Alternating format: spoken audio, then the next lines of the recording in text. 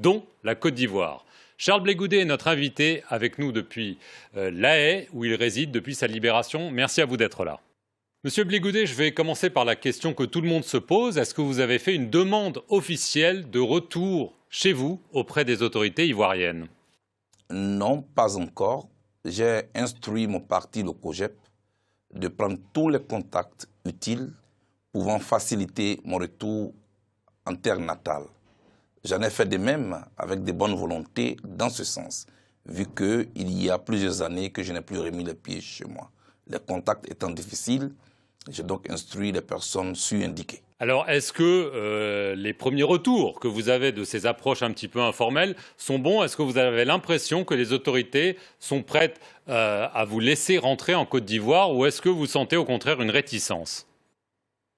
Voyez-vous, ce genre de discussions, ce genre de démarches sont des démarches qui engagent l'avenir des hommes politiques et de la Côte d'Ivoire elle-même.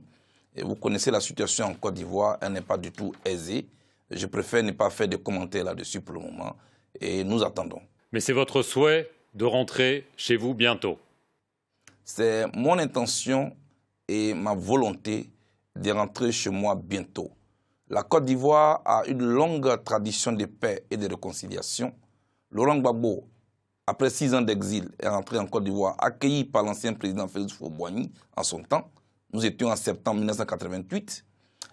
Henri Konan Bédié, en exil, a été accueilli par le président Laurent Gbagbo. Nous étions en octobre 2001.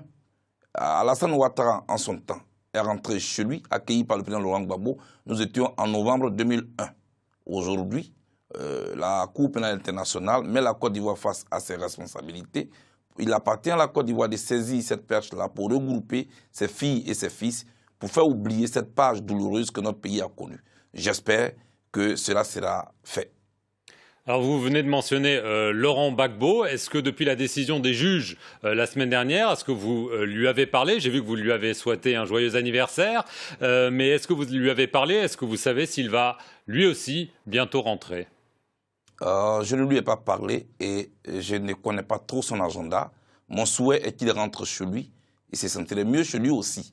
Il a dirigé le pays. Je pense que Laurent Gbagbo est attendu par nombreux Ivoiriens, nombreuses Ivoiriennes, et son arrivée, mon arrivée, pourrait donner un coup d'accélérateur au processus de réconciliation en cours.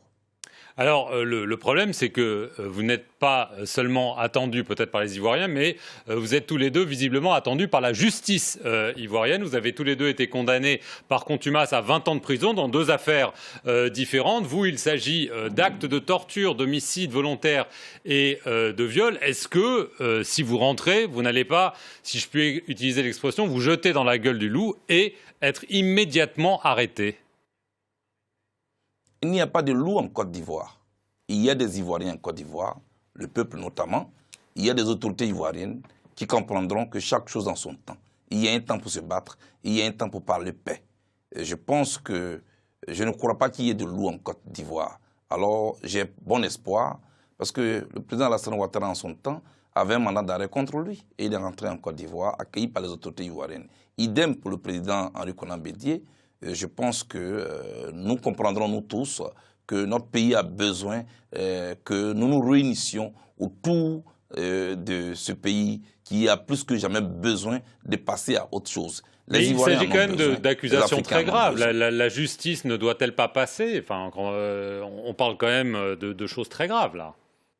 La justice est déjà passée, d'autant plus que c'est la Cour pénale internationale qui m'a acquitté en janvier 2019, c'est la même Cour qui me permet aujourd'hui de rentrer chez moi. Et ce genre de chemin, parlant de justice, c'est un chemin long, un chemin lent, mais un chemin qui finit toujours par arriver donc, à un terminus. Le terminus auquel nous devons arriver sur le chemin de la paix. Moi, je pense que j'ai bon espoir que tous nous comprendrons que le temps est arrivé pour qu'on tourne cette page.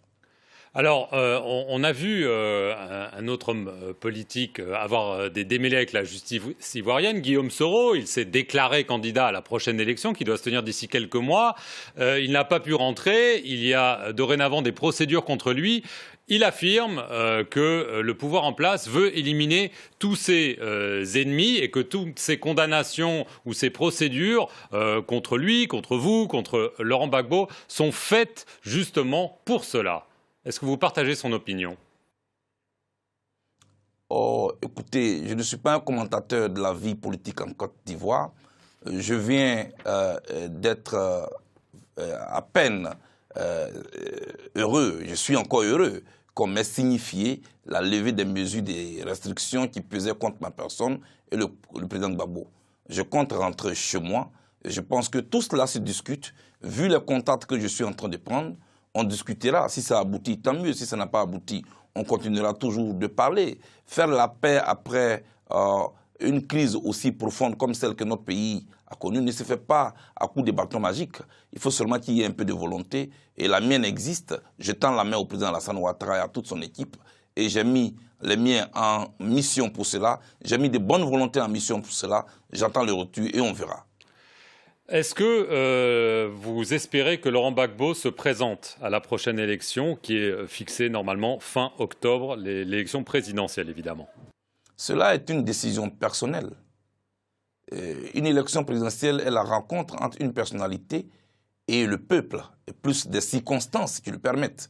Et cette décision revient exclusivement au président Laurent Gbagbo. Il n'est pas bon que d'autres personnes veuillent lui imposer un autre agenda. C'est à lui de décider et tout le monde en visera. Il est notre leader. S'il décide ainsi, nous l'accompagnerons. Et vous excluez de vous présenter cette année? Oui, je suis fidèle à Laurent Gbagbo. Et tant qu'il est sur la scène politique, en tant que quelqu'un qui veut briguer la magistrature suprême, je ne peux pas me renier moi-même en rentrant en compétition avec celui que je considère comme mon leader. Cela dit, s'il n'est pas candidat, que les circonstances me le permettent, je pense que je n'hésiterai pas. Pour l'instant, je suis en train de m'organiser avec d'autres camarades pour que le vote puisse avoir tout son sens. C'est-à-dire que le vote de chaque Ivoirien compte et que désormais, les promesses électorales ne puissent plus engager ceux qui y croient dans notre pays, mais ceux qui le font. Alors, avec d'autres organisations de la société civile, avec des associations, avec des syndicats qui m'ont sollicité pour diriger une coalition, je puis donc vous annoncer que d'ici le 13 juin, je serai certainement à la tête d'une coalition qui va porter la voix des Ivoiriens. Alors, qu'en est-il de Simone Gbagbo, qui a encore un rôle influent au sein du FPI? Comment est-ce que vous voyez les choses avec elle? Est-ce que vous avez eu des interactions avec elle? Oui, je parle avec Simone, Madame la Première Dame en son temps. Je parle avec elle et je la soutiens dans toutes ces actions qu'elle mène en ce moment, notamment des actions de paix et de réconciliation. C'est le genre de dame politique dont la Côte d'Ivoire et l'Afrique ont besoin. C'est une dame qui nous inspire, nous, jeunes gens, parce que des gens de valeur comme elle soient encore sur la scène politique, c'est une chance que nous devons saisir. Maintenant, est-ce qu'elle veut briguer la magistrature suprême? Cette décision lui revient exclusivement. Je ne peux pas lui imposer un agenda comme il l'a dit tantôt. Mais est-ce que vous le souhaiteriez, par exemple? Est-ce que vous considéreriez qu'elle serait une bonne candidate? Simone Gbagbo est une femme politique. Elle a passé toute sa vie dans la politique et sur l'arène politique. Elle a été députée, elle n'a pas seulement été une première dame du genre « sois belle et tais-toi ». C'est une femme d'action et de réflexion. Si elle est ça même, malheureusement, ce n'est pas mon souhait qui compte ici, c'est sa décision à elle qui compte. Diriger un pays, ce n'est pas le souhait des autres. C'est d'abord elle qui décide selon ses capacités, selon ses ambitions. Ensuite, elle sollicite des associations ou des leaders d'opinion qui pourraient donc l'accompagner. En ce qui me concerne, je suis à l'écoute, mais c'est une dame pour laquelle j'ai beaucoup d'admiration et qui, pour moi, est une chance pour la Côte d'Ivoire et pour l'Afrique. Dernière question, Charles Blé Goudet. Vous avez donc annoncé la création d'une coalition d'ici le 13 juin. On a vu que le FPI donc de Laurent Gbagbo s'est allié avec le PDCI d'Henri Konan Bédié. Ils ont annoncé qu'ils allaient faire campagne ensemble. Est-ce que vous êtes prêts à les rejoindre dans ce nouveau type d'alliance ou est-ce que vous pensez que ce n'est pas une bonne stratégie? Je n'ai pas de commentaires outre mesure à faire. concernant une alliance entre deux formations politiques qui jugent, en tout cas en toute conscience, que c'est le moment de s'allier. Mais en ce qui me concerne, je n'ai pas encore été invité dans cette alliance-là. Moi, je suis plutôt préoccupé à répondre à l'appel que mes amis m'ont lancé de diriger une coalition avec la société civile, avec des syndicats, pour qu'on puisse prendre en compte le vote des Ivoiriens, qu'on puisse plus faire des promesses aux Ivoiriens et ensuite revenir 5 ans plus tard.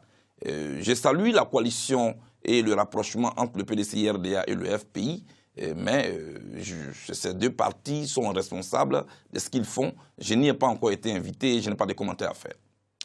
Très bien, je vous remercie beaucoup Charles Blé Goudet d'avoir été sur France 24 depuis La Haye. Et merci à vous d'avoir suivi cet entretien sur notre antenne. Restez-y pour plus d'informations.